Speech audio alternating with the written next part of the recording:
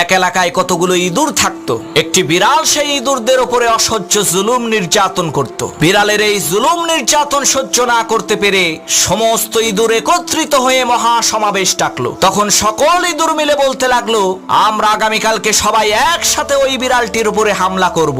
কেউ বলল আমি বিড়ালের পা ধরবো, কেউ বলল আমি ঘাড় ধরবো, আবার কেউ বলল আমি বিড়ালের লেজ ধরবো।